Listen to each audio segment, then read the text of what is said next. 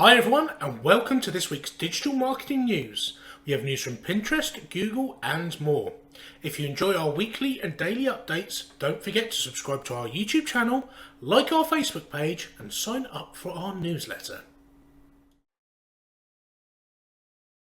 Can you believe it? It's been 7 months since the last big Google Core update, but December's 2020 Core update has now just been rolled out.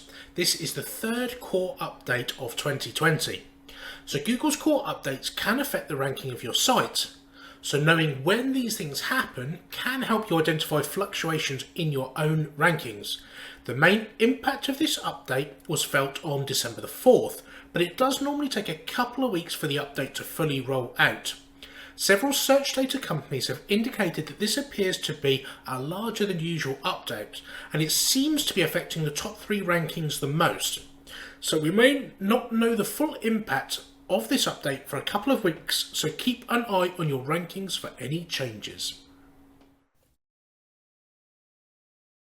Pinterest are trialling online events and they are testing new features that allow users to sign up for Zoom classes through their platform. Creators can access class boards to organise class materials and resources. They can also connect with class attendees through a group chat feature.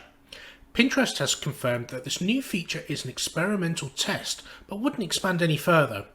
There are some examples under Pins Mediation and PinZoom123, however there's still no content in their class communities, as this feature is still classed as unreleased. When a user wants to join a class, they can click a book button to sign up and they'll be sent a confirmation email. When teachers switched to remote learning, Pinterest searches soared as they used the space to generate and organise their lesson plans and also to get a bit inspired.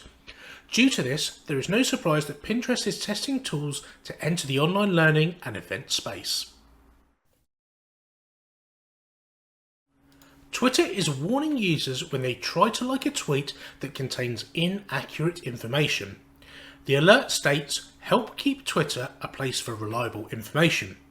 The alert also tells users what is misleading about the tweet, rather than just a generic message. Twitter states that these prompts have helped decrease quote tweets of misleading information by 29%. These labels are currently added through the human moderation, which does add a small delay, but it is still prevented the spread of false information. Maybe in the future they will be able to automate this process to stop misinformation at the source. WhatsApp has functioned as a business messaging app for a while now, allowing customers to contact businesses about their products and services. This feature has become increasingly popular and WhatsApp is quickly becoming a store counter for many businesses. Business catalogues on WhatsApp have allowed customers to quickly see what is available, but they now want to make the buying and selling process even easier.